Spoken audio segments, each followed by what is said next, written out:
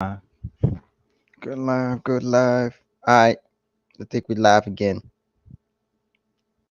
Hello, Super Goshen back again. I'm gonna go ahead and redo the reading because I didn't realize that I guess some of the audio disconnected whatnot and I had to delete that video and start over again. So we're gonna start over again. But this is mysterious stuff number 2. So without further ado,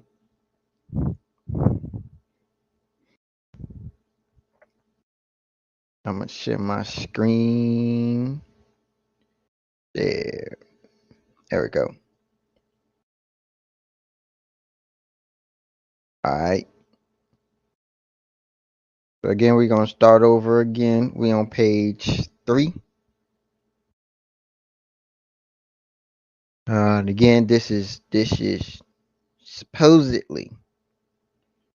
I had to make sure I put that disclaimer. CIA files by the Department of the Army. Subject: the analysis and assessment of gateway process. Dun, dun, dun. By Wayne M. McDonald.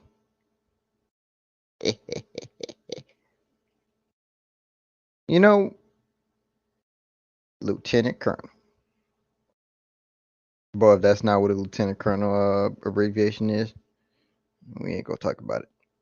Confident that's what that means, though. But hey, again, this was approved for release like 20 years ago, but it began 40 years ago, about roughly. You know what I'm saying? 1983.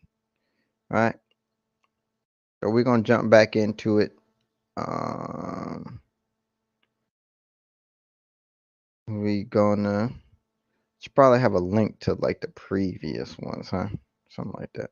But without further ado, we're gonna start over again. Probably just gonna read this page and come back. So to start, the gateway experience, brain hemisphere synchronization and perspective. Well, number 1, introduction. In order to describe the Monroe Institute technique for achieving altered states of consciousness, the gateway experience, involving brain hemisphere synchronization or hemisync, the most effective way to begin is to briefly profile the basic mechanics which underlay operation of related methods such as hypnosis, transcendental meditation, and biofeedback. It is easiest to effectively describe the gateway. Describe what gateway is by beginning with a short description of those associated techniques that share some common aspect with the gateway experience, but which are nevertheless different. In this way, we can develop a frame of reference at the outset which will provide useful concepts to explain and understand gateway by comparison as we proceed to give you what you need. Trying to get y'all to get these altered states of consciousness, that higher conscious, that gateway experience. Mm-hmm. So we're gonna go through some various ones, starting with hypnosis, telling people what to do and stuff.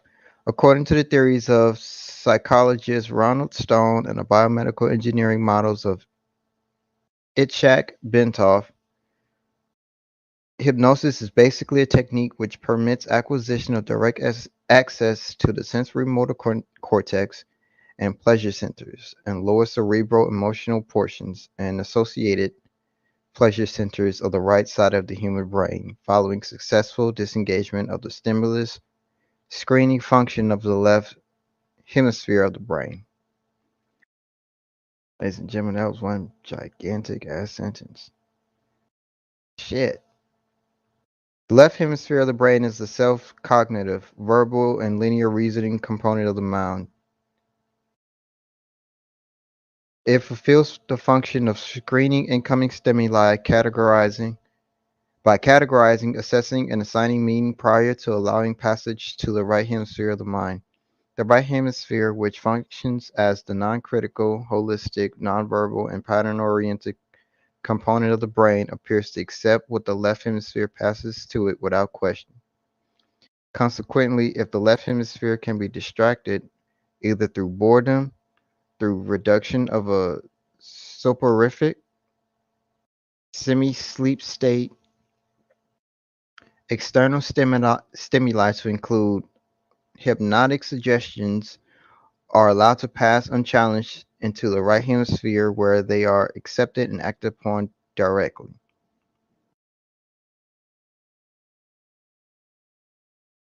The result may involve an emotional reaction originating in the lower cerebral region, sensory motor responses requiring involvement of the cortex, and so on.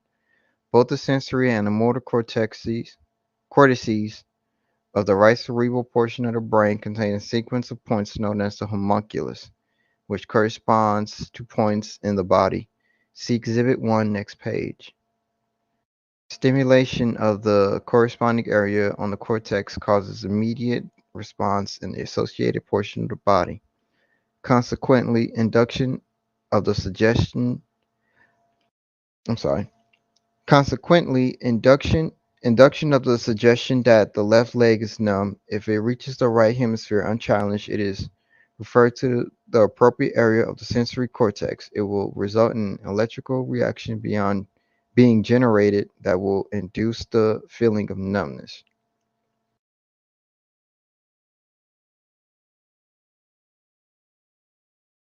Mm, Summarily, the suggestion that the person is experiencing a pleasure. Oh, I'm sorry.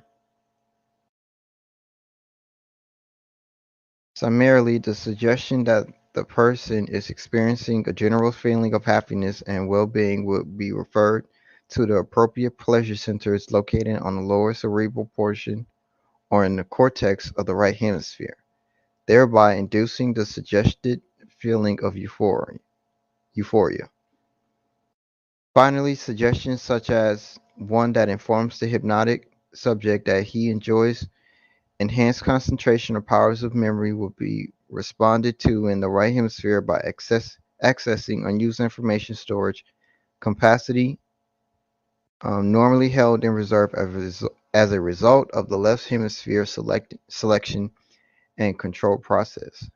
This aspect will become significant in the context of the gateway process when attention is given to examining the way that hypnosis may be used to accelerate progress in the early stages of the gateway experience.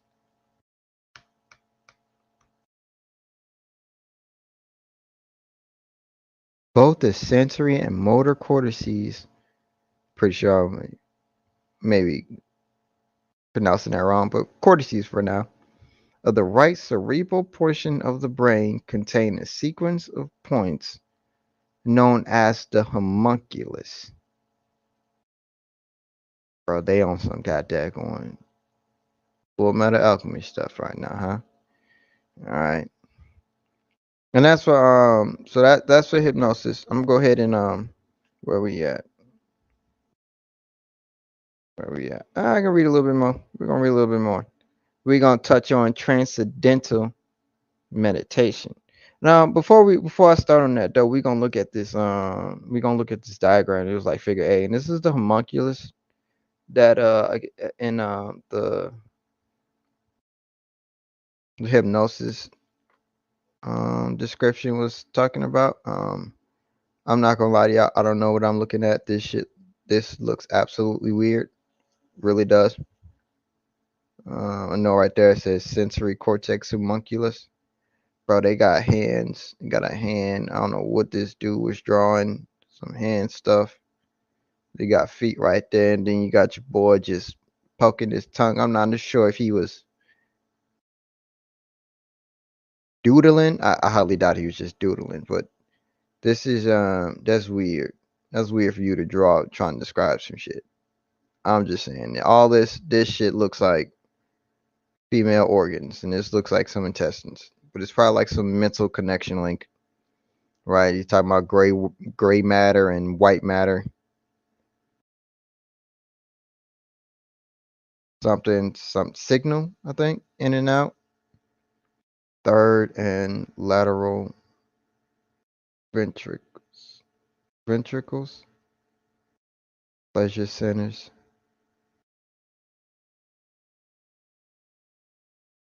Yeah, so there's a lot of matter, like polarization of gray matter causes progression of symptoms. Polarization of gray matter. I mean, it's like a stimulus loop. So they got a lot of going on in this. But this is the homunculus. We are here creating humans. We're actually creating, minds and altered states of consciousness. Homunculus. All right, and this is like a lateral review. All this other smart stuff, right? The big brain. And then you got this other stuff. All this. Median aperture. Inferior horn, lateral ventricle. Yeah, I don't know what half this means. I don't know what, like, I'm not gonna even lie to you. I said I don't know what half, but please, I don't know what most of this means. Probably like 99%. That's the brain. That's about as far as I'm gonna go. But we're gonna continue on. We're gonna continue on. I'm gonna read Transcendental Meditation number 3. Then we're gonna exit out. So to start, on the other hand, Transcendental Meditation works in a distinctly different fashion. In this technique, intense and protracted single-minded concentration on the process of drawing energy up the spinal cord. Interesting.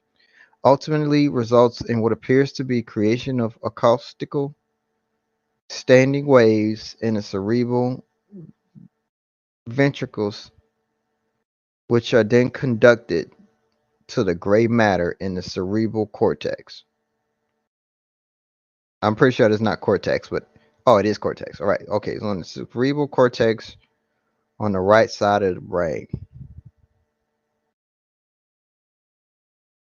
As a result, according to Bentov, these waves will stimulate and eventually polarize the cortex in such a way that it will tend to conduct a signal along the homunculus, starting from the toes and on up.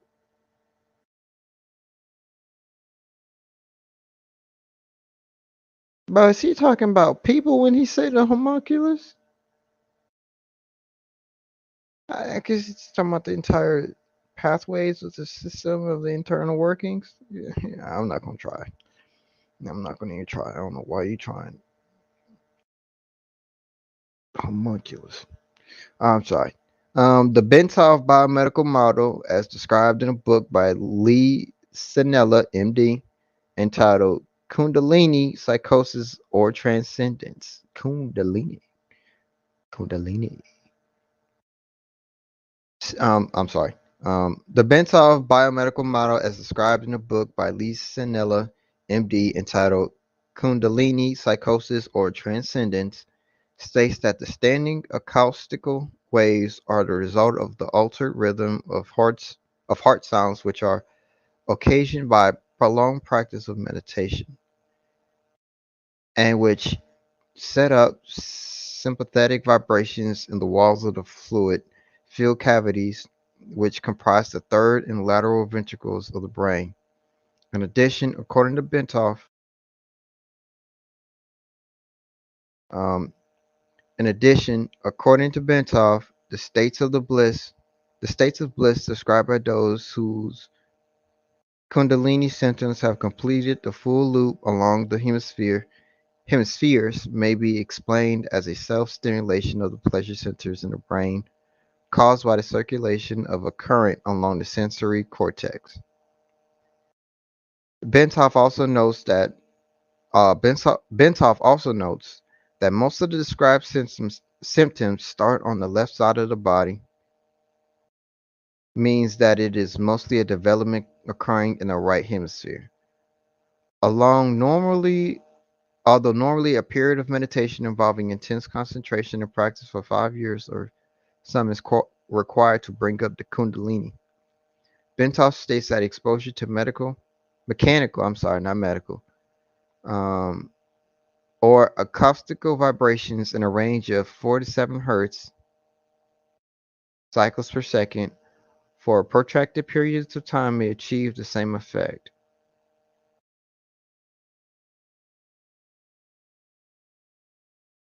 Okay, so you ain't gotta listen to the hertz because you can 20 is the minimum, but you can still be exposed to it. All right, bent off sites.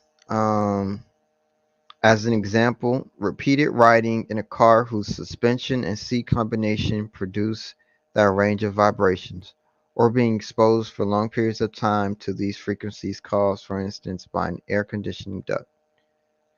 He also notes that the cumulative effect of these vibrations may be able to trigger a spontaneous Sisio Kundalini sequence in susceptible people who have a particularly sensitive nervous system.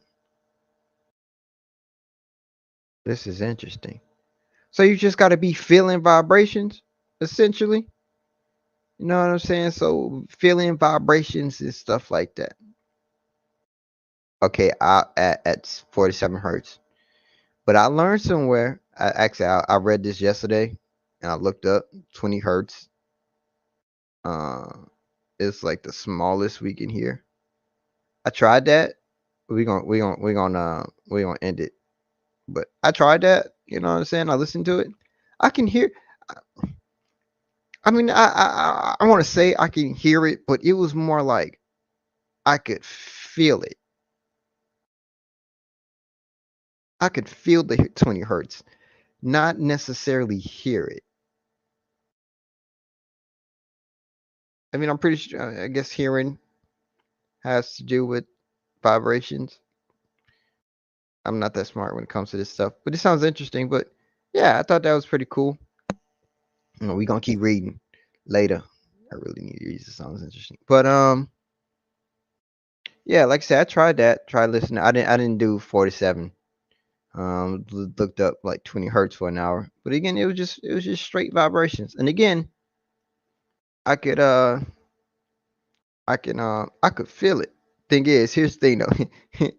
Here's the thing: you can't have no knowing, boy. You can hear everything else.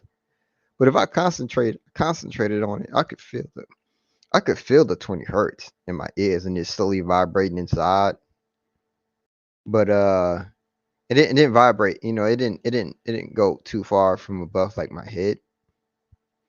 But I could focus on it. Like even if my mind got distracted, if I could focus and I lost track of it, the vibration, I can kind of just focus back on it if that makes sense. But interesting enough, I could do it with my right side, my right ear, but I got tinnitus in my left ear. So that tinnitus became real pronounced when I started focusing on that 20 hertz. It's like I can hear the tinnitus in my left ear. I don't think I was able to feel it. I would have to check it out again, but I don't think I was able to feel that. I don't think I was able to feel the vibrations um of the supposed 20 hertz. I'm gonna say supposed because I went on YouTube, guys. Okay, I went on YouTube. Okay, that's probably not the most accurate, but y'all get the point. But it said 20 hertz. I was like, okay, but I don't think I felt it in my left ear. I heard that goddamn tinnitus though. Mother, goddamn it! I should probably pay attention to that a little bit more. But yeah, let me head out. When I come back, we gonna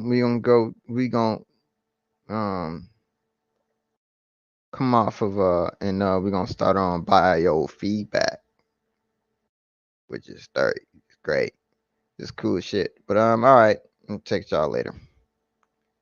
Boy. Nada nada.